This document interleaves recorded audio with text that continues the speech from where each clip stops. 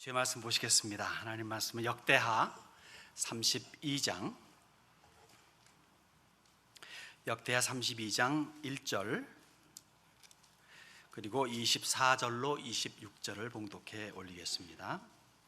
역대하 32장 1절입니다. 이 모든 충성된 일을 한 후에 아수르 왕 산헤립이 유다에 들어와서 견고한 성읍들을 향하여 진을 치고 쳐서 점령하고자 한지라.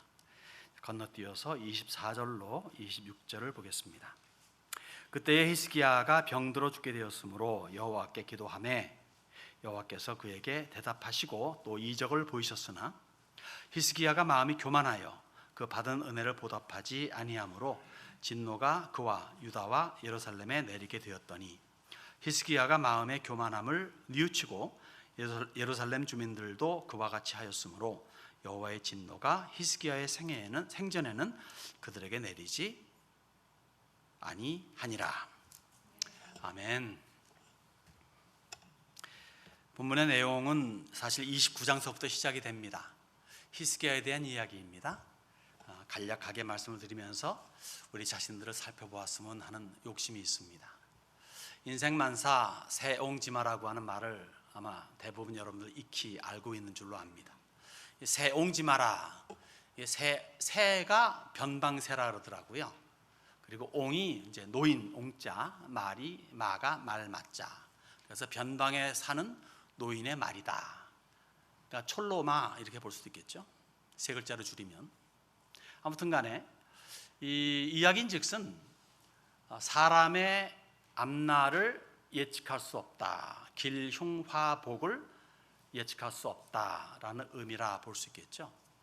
변방 지역에, 북쪽 변방 지역에 국경 지역에 사는 한 할아버지가 아들과 더불어 살고 있었는데 말을 꽤 애지중지했다 그러잖아요. 근데 그 말이 그만 도망을 갔다죠. 오랑캐지방으로 도망을 가가지고 찾아올 수가 없어서 동네 사람들이 안 됐소 하니까 꼭 나쁜 일만은 아닐 수도 있다라고 말합니다. 얼마 후에 말이 이놈이 카사노바인지 몰라도 어쨌든 또 한 마리의 말을 데리고 오죠. 그러니까 그 주변 동네 사람들이 축하합니다 하니까 꼭 좋은 게 좋은 것만은 아닐 수도 있습니다. 그만 아들이 말 타고 놀다가만 아래서 떨어져가지고 다리가 부러지잖아요. 그러니까 안 됐다고 위로하니까 뭐 꼭 이런 일이 나쁘다고는 볼 수 없지요. 그랬다죠. 그러니까 얼마 후에 그만 전쟁이 일어나가지고 북쪽 오랑캐가 침략하는 바람에 동네 모든 청년들 다 나갔는데 10명 중에 9명은 다 죽었다 그럽니다. 그래가지고 이 다리 불구가 된 아들만 살아있다. 뭐 그러한 이야기가 새옹지마예요. 제가 일전에 말씀드려서 아시겠지만은 그래도 또 이렇게 까마귀 고기를 많이 드신 분들이 많아가지고 다시 한번 이렇게 말씀을 드립니다. 변화무쌍한 삶에서 앞으로의 어떤 일이 벌어질 줄 모른다라고 하는 내용인데 현 상태가 좋든 나쁘든 간에 다음 날이 꼭 같이 좋다, 같이 나쁘다 할 수가 없다는 겁니다. 우리 기독인은 어떨까요? 너무 고상해가지고 우리는 앞에 나는 확실하지 않습니까? 영원한 천국이 기다리고 있습니다. 맞아요. 그건 궁극적인 결말이고 매일매일 살아가는 삶에 있어서는 역시 한치 앞을 내다볼 수가 없습니다. 오늘 좋았는데 내일 나쁠 수 있고 오늘 나빠는 내일 좋을 수도 있는 것이 우리의 인생이기도 합니다. 그런 측면에서 우리가 히스기야를 보고자 합니다. 그의 인생을 통해서 우리의 삶을 또한 돌아볼 수 있기를 바랍니다. 그래서 우리의 인생에서 항상 만전을 기하는, 그래서 히스기야가 저지른 실수와 잘못을 저지르지 않는, 그래서 히스기야가 결국은 부귀영화를 평생 누리는 그 부귀영화를 누리는 우리들이 될 수 있기를 바랍니다. 기복적인 설교가 아니라 히스기야에게 있었던 그 삶을 우리가 보면서 그러한 삶을 본받기를 원한다는 거죠. 첫 번째 우리가 볼 수 있는 부분은요, 히스기야는 충성된 신앙의 사람이었다는 겁니다. 이 모든 충성된 일을 한 후라고 말합니다.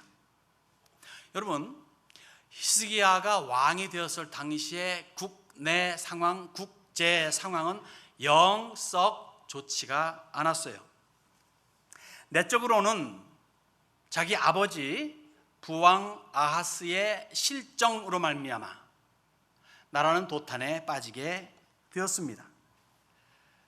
즉 히스기야의 할아버지인 요담이나 증조 할아버지 우시야 같은 사람은 선한 왕으로서 나름 하나님을 경외하는 가운데 선한 정치를 베풀었어요. 그래서 나라는 부강해졌고 외국 나라와의 싸움에서는 계속 이겨왔습니다. 나라는 부강하고.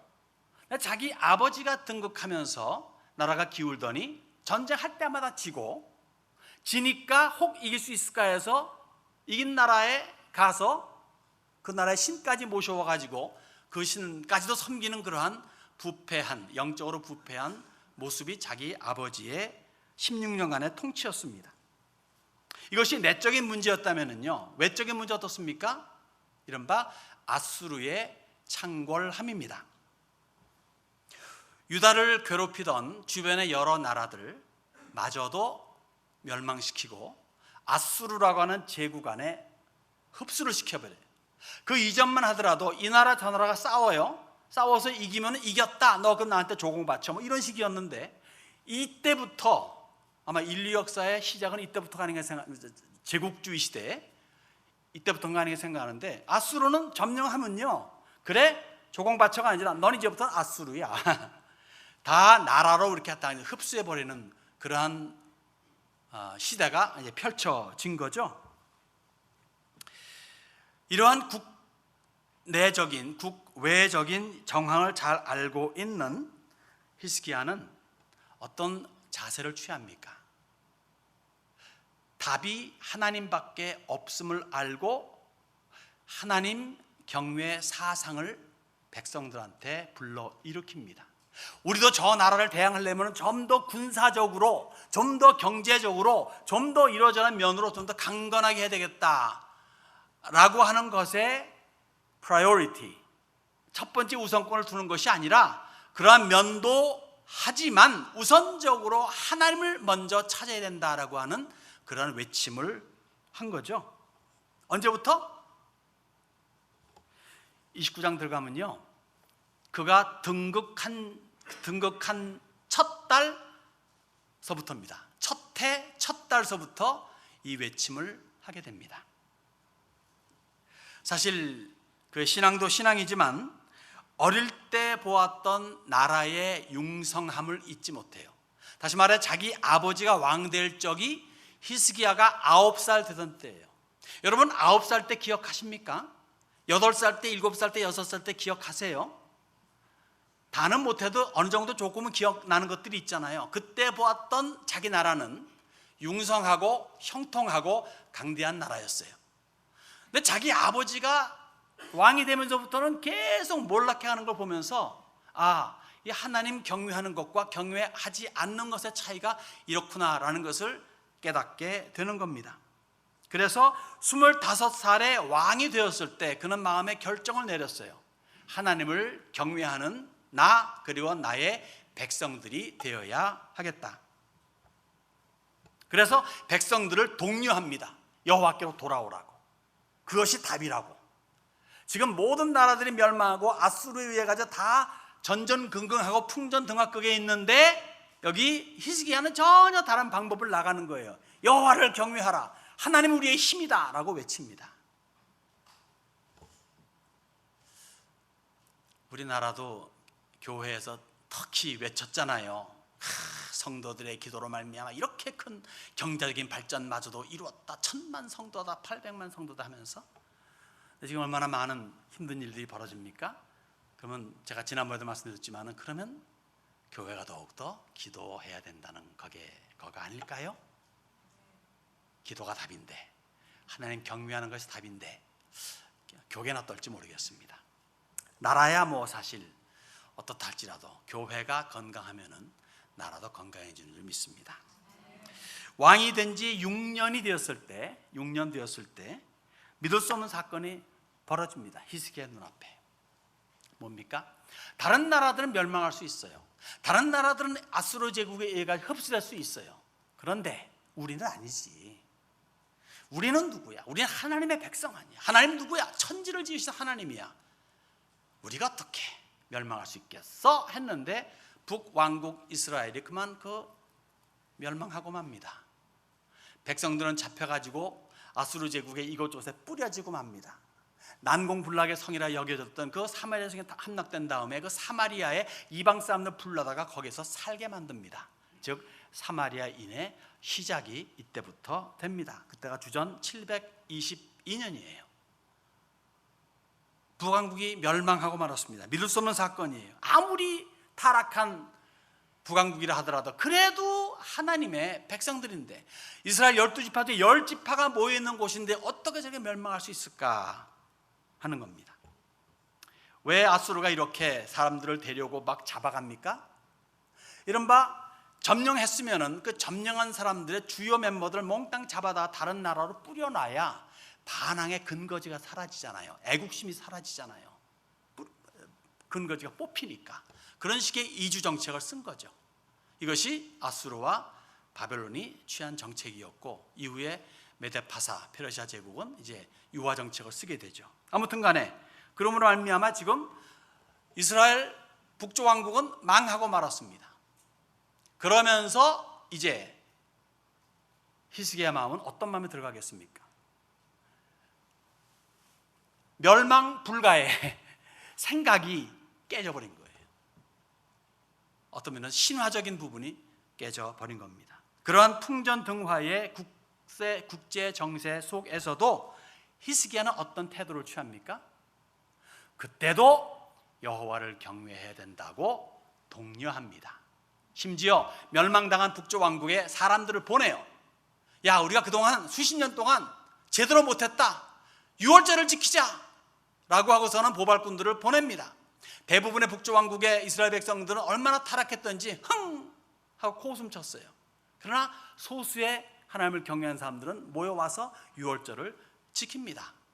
유월절의 의미가 뭐죠? 출애굽을 기념하는 거 아니에요. 종되었던 애굽살이에서 이제 해방되어 나왔다.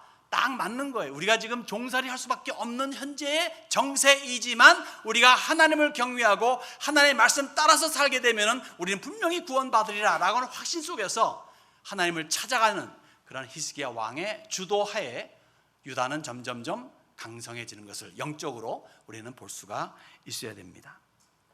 그러면요, 이렇게까지 그러한 그 상황이 아무리 나빠도 주여 주여 주여 한다면 하나님께서 그럼 그걸 인정해 주시고 복을 내려 주셔야 되잖아요. 어떤 화 같은 것이 없어야 되잖아요. 그런데 히스기야 왕 14년 되던 때 드디어 여러 나라들을 다 멸망시켜 저 애굽마저도 토벌하고 그 다음에는 기술을 돌려서 유대로 다가오는 아수르 제국이 그만 유다의 모든 웬만한 성들을 다 점령하고 저 강한 성 한두 개만 남겨두고 지금 항복하라고 그렇게 종용을 합니다. 상대가 될 수 있을까요, 없을까요? 지금 상태에서 한국과 미국이 전면전을 벌인다. 누가 이길까요? 미국이 이기죠, 당연히. 상대가 안 되죠. 그 상태예요. 어떻게 유다가 아수르를 상대로 이길 수가 있습니까? 불가합니다. 안 됩니다. 그럼 어떻게 됩니까? 히스기야의 신앙은 아수르의 18만 5천 명의 정예 부대를 한밤중에 몰살시켜버립니다. 제가 히스기야가 란 말 안 했어요. 히스기야 신앙. 그의 신앙은 뭐였습니까? 이사야 선지와 선지자도 참 멋있잖아요. 이사야입니다. 그 선지자 더불어서 그냥 간절히 기도했어요. 한밤중에 하나님께서 천사를 보내가지고 그냥 싹쓸이 해버립니다. 이 전쟁에서 가장 힘들었던 게 뭐였을까요? 전쟁 자체가 아니라 18만 5천 명의 송장을 어떻게 처리하느냐, 아마 이게 제일 힘들지 않았을까 싶어요. 불가능을 가능케 하시는 하나님이심을 우리는 여기서 볼 수가 있어야 됩니다. 도저히 사람의 생각으로 있을 수가 없는데 하나님께서는 믿음을 보시고 신앙을 보시고 하신다는 거예요. 이런 불가사의 사건들이 그때만 있었을까요? 여러분, 지금도 있습니다. 저는 우리의 조국 대한민국이 그러한 민족이라고 저는 지금도 확신해요. 불과 얼마 전에 우리가 보면은 뭐 소말리아라든가 무슨 뭐 그 전쟁터에 무슨 그런 모습도 가끔 보잖아요, 텔레비전에서. 그런 게 불과 몇십 년 전이었어요. 지금은 세계 최고가 좀 많습니까? 그럴 정도로 발전된 나라는 하나님의 은혜 아니면 도저히 있을 수가 없는 이야기입니다. 이거 자체도 기적이에요. 불신의 눈으로 보게 되면요, 뭐 한강의 기적이라 말할 수도 있고, 또 뭐 이러저러한 사건, 특히 제2차 세계대전 때 멸망 직전에 있던 연합군들이 그 프랑스의 한 해변가에 모여가지고 이제 가야 되는 독일군을 오고 있죠. 그럴 때 기상 변화가 일어나가지고 독일군 도저히 못 올 적에 그때 이제 후퇴가 가능해가지고 나중에 재점검해서 다시 공격했다. 뭐 이런 이야기. 기상 변화가 있었구나. 하지만 우리 믿는 사람들은 뭘로 봅니까? 하나님께서 살려두시고 그 미래를 보장해 주신 거예요. 하나님이 하신 일들이 한두 가지가 아니에요. 믿음의 눈으로 보면은 사실 모든 것들이 하나님의 섭리와 사랑 속에서 벌어지는 일들입니다. 세상에 속한 일들도 그렇지만 특히 신앙의 사람들은 더욱더 그런 일들을 우리는 목격할 수가 있습니다. 인생의 굽이굽이, 인간 역사의 굽이굽이마다 하나님의 손길이 미치지 않은 곳이 사실은 없어요. 우리 다른 사람 몰라도 믿는 사람도 그렇게 보고 그렇게 외치고 그래서 하나님께로 되돌아가게 하는 그러한 역할이 필요하다는 겁니다. 그런 면에서 히스기야는 정말 충성된 신앙의 사람이었죠. 어떤 환경 속에서도 그는 여호와 하나님께로 돌아가자라고 외쳤어요. 멋지지 않습니까? 히스기야 같은 분들이 되고 싶지 않습니까? 그런 여러분들 되시길 바랍니다. 아멘 한 사람들은 아멘이요. 나머지는 노멘입니까? 적어도 아멘 못해 라멘으로 될 거 아니겠어요. 아무튼 간에 첫 번째 그렇다면 두 번째 그렇지 않은 상황이 또 벌어져요. 즉 인간적인 실수를 하는 히스기야를 보게 됩니다. 32장 24절 5절에 보면요, 히스기야 병들어 죽게 되었다 말합니다. 그러자 기도합니다. 하나님께서 이적을 보이십니다. 고쳐주시고 아하스의 시간표의 그림자를 10도를 물러가게 할 정도로, 거꾸로 가게 할 정도로 기적을 베풀어 주십니다. 그런데 마음이 교만해가지고 은혜를 보답하지 않았다. 이 설명은 좀 이따 하게 되고요. 그래서 교만이 그로 하여금 어려운 경지에 빠지게 만들었어요. 자, 보십시오. 거침없는 포악한 무적의 아수르 대군을 한순간에 물리쳐 버립니다. 신앙으로 대승을 거둡니다. 그 승리의 맛을 누리고 이제 당분간 좀 편히 살 수 있고 다음에 자랑할 만도 한데 그만 덜컥 그 직후에 병이 들어요. 감기가 아니라 죽을 병이래요. 나이가 몇 살? 그때 나이가 39살. 여기 39살 됐을 때 여러분들 어땠습니까? 그 상태는 대단하지 않아요? 근데 죽는데요. 죽을 병입니다. 정말 새옹지마죠? 그런데 이사야 선지자가 옵니다. 와가지고 디어 왕, 짐 싸십시오. 가야 됩니다. 안녕히 가세요. 그만 살았으면 충분합니다 라고 하니까, 그럼 히스기야는 신앙의 사람이니까 주여 이제 데려가시나이까 할렐루야, 얼마나 그림이 좋겠습니까마는, 그러나 그렇지 않고 벽을 향해서 면벽 기도를 합니다. 엉엉 울면서 제가 한 것도 있는데 조금만 봐주시지요. 그래서 하나님께서 어떻게 합니까? 그래, 다시 이사야를 보냅니다. 내가 너에게 15년의 삶을 더 연장시켜 줄게 라고 하십니다. 그래서 살아나잖아요. 근데 이런 이야기는, 이런 소문은요 정말 일파만파 그냥 착착착 퍼지지 않습니까? 이런 소문을 듣고서 주변에 살아남은 국가들이 이제 히스기야한테 오는 겁니다. 축하합니다. 왜? 아수르의 대군을 물리쳤으니 자기네들도 좀 안심할 수 있잖아요. 축하합니다. 감사합니다. 그리고 고침받았네요. 당신 엄지척 됐어요. 존경심을 표합니다.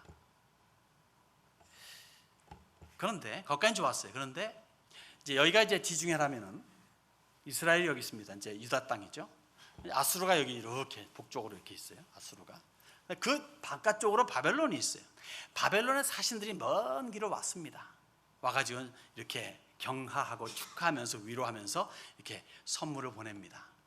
여기에 그만 감동을 한 히스기야가 요 순간에 하나님께 영광을 돌리지 않는 우를 범합니다. 자기의 자랑을 하게 되는 거예요. 사실 충분히 이해할 수 있는 액션입니다. 왜냐? 사람이니까. 사람은요 기본적으로 죄인이에요. 예수를 믿기 때문에 의인이라 칭함받았어도 사람 냄새를 팍팍 풍길 수 있습니다. 그래서 오늘날 현대교회에 사람 냄새가 많이 풍기잖아요. 좋은 사람 냄새는 좋은데 안 좋은 사람 냄새도 많이 풍기는 것이 교계의 현실이기도 합니다. 사방에서 내노라는 사람들이 와가지고 존경을 표하고 선물 드리고 당신 최고야, 당신 멋있어 이런 말을 계속 듣는다면요 어찌 우쭐대지 않겠습니까? 이러한 환경 속에서 과연 몇 사람이나 끝까지 겸손하게 자리를 차지할 수 있겠습니까? 특히 39살의 나이에, 제가 39살의 나이대를 되돌아보니까요 제 눈이 제 눈썹 위에 있었던 때입니다. 아무튼 그래서 자랑의 표현으로 바벨론 사신들에게 나라에 있는 모든 것을 보여줘요. 내 창고에 있는 거 다 보여주고 재산도 보여주고 그다음에는 군사력도 보여주고 등등 다 보여줍니다. 무슨 말입니까? 자기 자랑이에요. 철저하게 하나님의 은혜로 말미암아 이겼고 살아났는데 왜 보여줘? 어떻게 저렇게 기가 막힌 일이 하면은 하나님이 처음부터 끝까지 하나님이 하셨습니다를 외치면 되는데 그렇지 않고 보여준 거예요. 교만이죠. 아니 실수라 말할 수 있겠어요. 실수. 이것은요 비록 고의적이 아니었다 할지라도 하나님께 가야 될 영광을 가로챈 액션입니다. 무서운 거예요. 고의적이든 비고의적이든 간에 이것은 있어서는 안 될 일이죠. 그러니 여러분의 삶을 되돌이켜 보시면은 이러한 일들을 얼마나 많이 했었을까. 특히 저는 더 말할 것도 없겠죠. 얼마나 잘났다고 제가 폼을 쳤습니까 그동안에. 그러니 얼마나 하나님께서 슬퍼하셨을까. 마귀가 한 번의 교만으로 그냥 내쳐지고 마귀가 됐는데 루시퍼가. 근데 우리는 그렇게 반복을 해도 하나님 그 넓은 사랑으로 끌어안으시고 사랑하시고 자식아 그러면 되겠니 하시지만은 이렇게 끌어안으시고 오늘도 성도들의 무리 교회 안에서 예배할 수 있으면 얼마나 고마운 일입니까. 결국 이사야 선지자가 다시 와서 그 나라의 미래를 예고합니다. 바벨론이 우리의 모든 것을 가져갈 겁니다. 당신의 자손들마저도 이제 바벨론의 환관이 될 겁니다. 과연 그 사건이 언제 벌어집니까? 110여 년 후에 사건이 현실이 됩니다. 그래서 다니엘 같은 사람이 보니까 참 우리 다니엘 팀이라 그랬죠?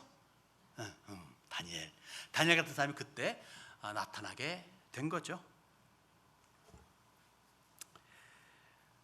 여기서 한 가지를 언급할 수 있다면요 15년 연장을 해가지고 15년을 부귀영화를 누리며 살았어요. 그건 확실해요. 그리고 행복하게 존경받으며 살았습니다. 모든 사람들의 참 칭찬을 듣고 그리고 참 정치를 또 잘했어요. 하나님 경외하는 가운데. 그러나 그 사이에 태어난 자녀가 이른바 므낫세입니다. 12살에 왕이 되어가지고 55년간 통치하면서 정말 못된 짓 많이 했어요. 그래서 하나님께서 뭐라고 그러십니까? 나중에 누구죠? 모세가 사무엘이 기도를 해도 이 므낫세가 저지른 죄 때문에 나 용서 못 하겠어 이렇게 말씀하시는 겁니다. 예레미야서 15장에 있는 말씀이. 또 이 므낫세의 손자가 있죠. 그 이름도 유명한 요시야입니다. 요시야가 전국을 돌아다니면서 므낫세가 세운 모든 우상들을 다 철폐해버리고 척결하고 이스라엘로 하여금 정결케 했어도 하나님의 진노의 불길을 끄지 못했어요. 누구 땀시? 므낫세 때문에. 그 사람이 히스기야가 면벽 기도를 한 결과로서 얻어진 므낫세 때문입니다. 그래서 생각해 보는 겁니다. 우리는 우리 자신들을 항상 돌아볼 수 있어야 되고 우리의 자녀들마저도 살펴볼 수 있어야 됩니다. 그래서 항상 조심할 것은 하나님께 영광을 내가 가로치는 것이 없는가, 하나님께 속한 것을 내가 뺏는 게 없는가, 항상 조심하고 조심해야 될 줄로 압니다. 그리고 주의 말씀에 가감하지 마십시다. 더하거나 빼지 말자는 거예요. 너 죽을 거야. 그러면요, 주여, 9수를 못 넘겨 죽으면 되겠습니까? 좀 더 살아야죠. 그러지 말고 너 죽을래? 하면 죽겠습니다. 너 죽일래? 그러면 죽이겠습니다 하는 자세가 필요합니다.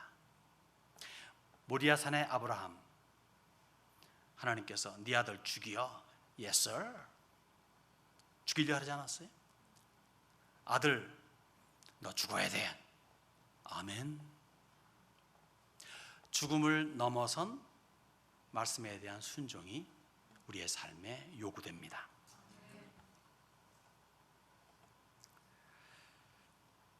면대 기도가 뭐죠? 편한 말로 말하면 떼쓰는 기도예요. 하나님께서 이렇게 해라 했는데 안 돼요. 여하튼 하나님 말씀에 불순종하면 좋은 결과는 못 맺더라고. 여기서는 죽어야 된다니까 안 죽을래요 해서 살아났지만, 그러나 본인의 삶은 좋았으나 그러나 그 후는 안 좋은 게 많았고, 요나같이 가라, 못 가요. 그래서 그 사람이야말로 진짜 놀라운 기적의 사나이죠. 물고기 뱃속에 3일 동안 들어갔다 나온 사람, 피노키오와 그 사람. 여러분 낚시하는 분들 아시잖아요. 낚시 해가지고 이제 물고기 막 하잖아요, 그죠? 그러니까 뭐 이렇게 스팟 잡아가지고 딱 머리 자른 다음에 똑똑 잡아가지고 퀴고 나서 혹시나 블루가 잡힐까 아니면 락피시 잡힐까. 그러다 끝나고 나면 어떻게 됩니까? 온몸에 피시 냄새가 나잖아요. 그러니 이게 조금 만져도 피시 냄새인데 온몸이 피시 냄새입니다. 물고기 뱃속에 들어갔다 나왔으니까. 불순종의 결과는 어차피 해야 되는데 안 하고자 뻗팅기니까. 그러니까 주의 말씀에, 주의 명령에 더하거나 빼거나 불순종이 없이 항상 순종의 자세를 가지는 것이 제일 좋은 겁니다. 비록 그것이 나의 조기 죽음을 가져오는 한이 있더라도. 여러분 빨리 죽기를 원치 않습니다. 또 헌금도 내야 되니까 여러분들 오래오래 일하시기도 하고, 그렇지만 주님께서 데려가실 적엔 아멘 하고 할렐루야라 가는 밝은 모습이 더 아름다운 인생의 끝이라 볼 수 있겠습니다. 자, 세 번째 마지막 볼 부분은요, 히스기야는 겸손한 그리고 회개의 사람이었죠. 실수가 없을 수 없잖아요. 근데 그 위에 어떻게 하겠는가, 이거 중요한 겁니다. 실수는 누구나 하지만 오늘같이 한 번의 실수는 악플로로 말미암아 자살까지 임하게 하는 그러한 엄청난 사회로 변했지만, 그러나 하나님의 성경은 잘못은 없을 수 없다. 그러나 그 이후에 꼭 회개를 해야 된다. 회개하게 된 복 줄게. 이런 방정식이 성립이 되는 게 성경 아니겠습니까? 이사야가 꾸짖습니다. 왜 그렇게 다 보여주었어? 그럴 적에 히스기야는 왕임에도 불구하고 회개했어요. 당신이 전한 바 여호와의 말씀이 선하니이다. 나라가 망하고 등등 어쩌겠습니까? 그러나 제가 잘못했습니다. 하나님의 말씀이 선합니다 라고 고백합니다. 잘못을 저질렀지만 고백하고 회개했을 때 하나님께서는 히스기야에게 큰 복을 내려주세요. 그의 인생 전반을, 그 이후에 그의 인생 전반, 그 15년간의 삶은 사실 부귀영화가 사방에서 대굴대굴 굴러 들어왔습니다. 온갖 존경을 사방에서 받았습니다. 정모하시면 32장 다 한번 읽어보세요. 29장에 32장까지 쭉 읽어보시고 그 내용이 다 기록되어 있습니다. 죽어서도요, 왕의 묘실에서도 높은 곳에 자리를 잡습니다. 뭐 지금이야 뭐 죽으면 그뿐이지, 거기서 뭐 화장기도 하고 뭐 재를 뿌리기도 하는 그런 좀 그런 사회가 됐지만은, 그러나 언제든지 죽어서 어디에 묘실이 있느냐에 따라 가지고 위치가 결정이 되잖아요. 높은 왕실 가운데서도 높은 곳에 위치하는 그러한 영광을 그는 누립니다. 여러분, 다윗도 그랬어요. 나단 선지가 와가지고 당신 잘못했어 하니까 즉각 그 순간에 회개하고 무릎을 꿇지 않습니까? 그래서 하나님의 마음에 합한 자라고 하는 그러한 칭찬을 듣게 돼요. 그가 평생 그러한 잘못이 없이 곱게 살았더라면은 마음에 합한 자란 말을 못 들었을 거예요. 그렇게 평생을 곱게 산 사람 누굽니까? 하나님 경외하는 가운데 정말 성경에만 기록된 걸 보게 되면 정말 별로 허물진 것 없이 평생을 하나님을 경외했던 사람. 노아도 술 취하고 실수했잖아요. 그죠? 누구? 요셉과 다니엘 같은 사람은 그런 잘못, 그러나 그런 사람들에게 하나님께서 내 마음이 아파다 그러지 않았어요. 자기 잘못을 인정하고 하나님 앞에 철저하게 회개했을 적에 그때 너는 내 마음이 아판다 라고 주님이 칭찬하는 그분이 바로 다윗 아닙니까? 다 그런 것 같죠? 그리고 쉬운 것 같죠? 절대 안 쉬워요. 성경에 보면요, 선한 왕으로 분류되는 왕들이 있습니다. 요아스 왕 같으면은 후반부에 실수했지만은 그러나 어떤 간에 선한 왕으로 분류가 됩니다. 아사 왕도 선한 왕으로 인정되지만 막판에 가서 실수를 해요. 왜요? 잘 나가다가 나중에 옆길로 빠지니까 바알 신도 섬기고 하니까 선지자가 와서 꾸짖습니다. 그래서 어떻게 됩니까? 대노합니다. 그리고 심지어 죽이기까지 해요. 요아스 같으면요, 자기를 생명을 살려주신 그분의 아들을 그냥 처참하게 선지자인데 죽여버리고 맙니다. 왜? 쉬운 일이 아니거든 사실. 나쁜 왕으로 분류되는 엘리야김, 즉 여호야김은 어떤 일 벌입니까? 꾸짖으니까, 그리고 선지자가 우리야라는 선지자 도망가서 어디로? 애굽으로. 거기까지 사람 보내요. 저놈 잡아왔으면 그리고 처참하게 죽여버립니다. 왜 이런 일이? 감히 왕인 나에게 내가 그런 말을 해? 이런 괘씸한 괘씸죄를 적용하는 거예요. 무슨 말입니까? 머리로는 이다 아니다를 떠나서 행동적인 면에서 이미 나라는 존재가 하나님의 말씀 위에 있다는 거예요. 이게 교만입니다. 요새 말로 말하면 갑질하는 거예요. 이러한 갑질을 원천적으로 봉쇄한다는 것은 정말 쉽지 않죠. 특히 왕이라고 하면은 슈퍼갑이에요. 다시 말해 위치가 높아지고 존경을 한 몸에 받을 때 더 자신을 살펴보아 조심을 해야 한다는 거죠. 우리가 흔히 말하는 갑질이라고 하는 것은 교만에서 비롯되지 않습니까? 교만은 내가 하나님보다 더 위에 있다, 하나님의 말씀보다 더 우위에 있다고 여기기 때문에 나타나는 현상입니다. 그래서 그러한 교만은 결국 패망의 선봉이라고 성경이 말해주죠. 교회 안에서 제일 조심해야 될 사람 누굴까요? 목사입니다. 목사들이 정말 조심해야 되는 거예요. 목사들이 그런 행동을 제대로 못할 적에 이것이 파급되는 영향은 교회 전체에 퍼집니다. 교회 수뇌부에 있게 하신 당회원들이 또한 매우 조심해야 됩니다. 윗어른이, 다시 말해서 교회, 나라에서도 윗어른들이 잘하면은 백성들에게도 편안함이 오듯이 내가 사회에서, 회사에서, 교회에서, 가정에서 어떤 위치에 있다를 알고 그 위치에 따라서 더욱더 조심을 더한다면 은혜로운 교회, 가정, 사회를 이루어가는 줄 믿습니다. 여러분, 잘못이요 없을 수는 없어요. 그러나 발견되었을 때 어떤 태도를 취하냐가 중요하죠. 수치스럽고 창피하고 체면 깎인다고 해가지고 자기의 직분을 이용해가지고 오용, 남용해가지고 더 큰 실수를 범하는 우를 범치 않아야 됩니다. 오히려 그 순간에 자기를 낮추어서 겸손히 인정하고 회개할 때 혹 세상에서는 공격이 올지 모르고 하지만 하나님의 은혜를 입는 줄 믿습니다. 말씀을 마치겠습니다. 다시 한번 말씀드리지만 인생은 세웅지 마라 할 수 있어요.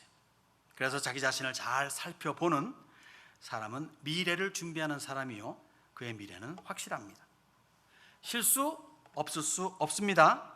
사람이기 때문입니다. 그러나 자신을 잘 살펴보는 사람은 그 실수와 잘못을 통해서 겸손을 배우고 하나님에 대한 신뢰를 돈독히 합니다. 교만이라고 하는 것은요, 사람의 눈을 가려요. 남의 사정을 개의치 않아요. 자기 자랑하기 바빠서 남을 돌아볼 여가가 없어요.